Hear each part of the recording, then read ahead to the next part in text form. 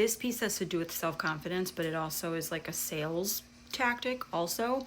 But I want you to understand the power of value exchange and why that's important, but also the power of silence and why that's important. First, let's get rid of the stigma around selling, okay? Because what selling is, all it is that you're giving value to something and then someone is showing their appreciation for the value by giving you something else, okay? It's most likely money. Sometimes it's objects, but the awkwardness around what people feel when they're trying to provide somebody with a service and then they have to ask them for something in return is insane. And that usually only comes because you're lacking faith in what you're offering. Because 9 times out of 10, if you have someone that is worth what you're giving them, they don't want to leave without giving something to you. So you're giving your time, you're giving your knowledge. They want to give you something back. Here's where the silence part in this comes in.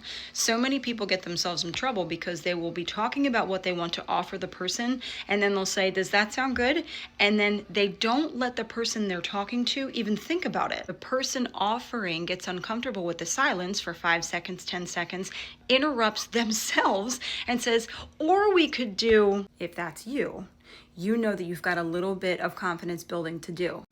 I'm not saying this is a one-size-fits-all scenario, but lots of times you'll see that. So if you're lacking faith in what you do, or like you feel like, oh my God, I don't know if they'd even think I'm worth doing what I'm doing, you will interrupt to try to like make the deal. Everything is a balance. So no, you're not just going to be like, that's what I got.